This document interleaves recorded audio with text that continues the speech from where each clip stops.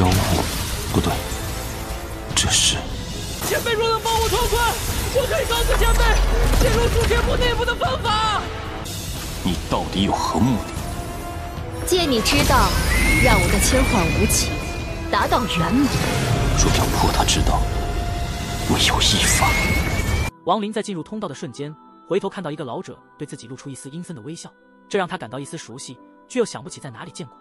随后，其他阴变修士也纷纷冲入通道，争夺进入的机会。朱雀墓位于朱雀山内部，是一个庞大且神秘的独立空间，被修心之精的奇异力量笼罩。随着时间推移和命魂的增多，朱雀墓不断扩张，形成了山川、天地，甚至出现了焦土区域，散发着火属性灵力。王林进入朱雀墓后，发现其范围远比司徒南描述的要大得多，神识难以窥探全貌，更别提找到进入内部的祭坛了。在焦土上，王林遭遇了由火灵幻化而成的孩童，他试图阻止王林离开。王林果断出手，但孩童利用焦土内的黑气迅速修复自身，并操控焦土移动，试图追上王林。孩童最终化作青色火焰，让焦土以惊人的速度延伸，形成一条长线追击王林。王林见状，动用仙力挥剑斩击，成功将焦土长线击碎，使其崩解成无数颗粒，一股奇异的力量从这些颗粒中散发出来。王林听到一声微弱的惨叫和一阵诡异的笑声，意识到有人遭遇危险。他手中的一个颗粒散发出阻力，阻止神识进入。王林运转仙力，将神识转化为仙石，破除了颗粒的禁锢，发现其中有一个凡人的命魂，带有火属性，无法修仙。王林意识到焦土内的颗粒都是命魂，那孩童是这些命魂融合而成的灵体，难怪仙剑无法将其毁灭。他将命魂放回颗粒，让它飞回焦土，心中担忧自己的命魂是否也在这种生物体内。王林在朱雀墓内疾驰了3天，始终没有找到边际，也没有遇到其他修士。直到第4天，他遇到了慕容云和一名相貌难看的女子。慕容云提出结伴寻找祭坛，以取回命魂。王林同意了，他们决定一起前往祭坛所在之地。慕容云提到祭坛所在之地极为危险，曾有多个高阶修士在那里丧命。王林对此表示怀疑，但并未多言。3人继续前行。第2天正午，他们遇到了被闪电追击的阴变初期修士莫云海。慕容云随意的一眼让闪电掉头离去，这让莫云海对慕容云刮目相看。莫云海停下身来向王林表示感谢，但王林否认是自己出手相助。莫云海自我介绍后，询问王林是否有进入朱雀墓内部的线索。王林沉默不语，目光扫过慕容云。莫云海心中一动，意识到王林可能有所顾虑。慕容云微微一笑，恭敬地向莫云海行礼，表示自己知道进入朱雀墓内部的方法，但要求莫云海带他进入内部。莫云海沉思片刻后答应了慕容云的请求，并询问王林的意见。王林表示愿意与莫云海联手，即便无法成功进入，保命应该没有问题。慕容云带领众人前往祭坛，途中莫云海因时间紧迫，决定加快速度，带着慕容云先行。王林也带着那名相貌难看的女子紧随其后。在飞行过程中，王林暗中施展手段，将一些物品隐藏在黑雾中，但这些举动并未被女子察觉。3天后，他们来到了一片被黑雾笼罩的山脉。在慕容云的带领下，莫云海率先冲入黑雾，向山顶的祭坛飞去。王林紧随其后，注意到祭坛与司徒南所描述的位置不符，心中暗自警惕。当他们到达山顶的祭坛时，发现祭坛周围弥漫着黑气，平台上还有干涸的血迹，四周黑雾中不时传来诡异的呼啸声。莫云海仔细观察后，确认这就是慕容云所说的祭坛，但心中仍有些疑惑。慕容云确认祭坛位置，并提醒莫云海祭坛的危险性后，莫云海对其施展搜魂术，确认其未说谎。随后，莫云海冲上祭坛探路，让王林护法。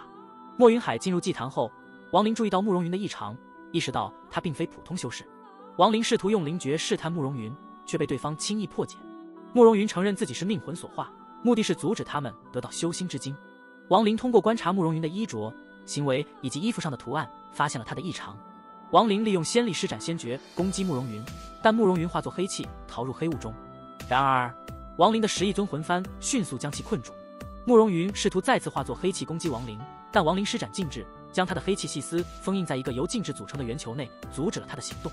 朱雀墓内，命魂组成的灵物难以杀死，即便被杀，也会有新的命魂重新凝结。这些命魂与朱雀星上的命魂主人相连，因此修士们在攻击时必须格外小心，以免误伤自己熟悉的人或自己的命魂。尽管如此，仍有一些冷血的修士选择屠杀命魂，希望借此找到自己的命魂。钱锋是其中一位选择这种笨方法的修士。他进入朱雀墓内部后，发现内部虽比外部小，但仍极为庞大，且命魂灵物更多更强。他在内部寻找一代朱雀子的坟墓，但始终未能找到。随着时间推移，越来越多的修士和现役族人进入内部，但命魂灵物的存在使得局势复杂。钱枫目睹了一位熟悉的鹰变修士在杀死一个强大灵物后突然死亡，意识到命魂与修士的生死相连。这一发现让所有人心生忌惮，使得与灵物的战斗更加困难。钱枫在洞口外已经坐了近半个月，心中焦急不安，担心修心之精崩溃前无法抽回命魂。为了寻找自己的命魂，钱枫决定继续使用暴力手段。他召唤出红蝶，让他进入洞穴引出灵物。随后，他施展仙力，形成一个金光小球，向灵物发动攻击。金光小球爆炸，将灵物摧毁。然而，这已经是他第69次尝试，仍未找到自己的命魂。钱枫知道这种方法并非最佳选择，但在朱雀墓内部的复杂环境中，他只能寄希望于奇迹的出现。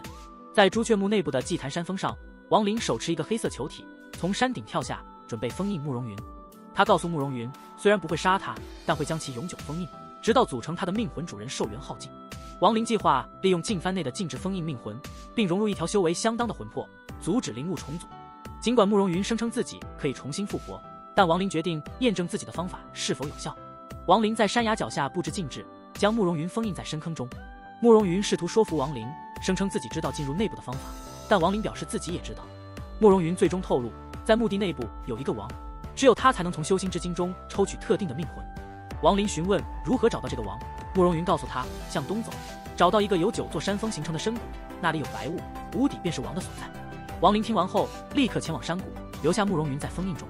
当他到达山谷时，发现柳眉坐在祭坛边缘，美目望向他。柳眉身穿淡粉色衣纱，裙角绣着淡蓝色蝴蝶，秀发飘散，显得楚楚动人。他轻声呼唤亡灵，询问他是否讨厌自己。亡灵冷冷地要求他让道，但柳眉拒绝，提出让亡灵把意境给他，他帮他取回命魂。亡灵冷笑，表示自己早已看透他的千幻无情道。柳眉解释道，他的意境是通过千幻分身感悟不同的人生，从而修成无情道。他认为亡灵的生死轮回感悟同样是无情之道，两人本质上是一样的。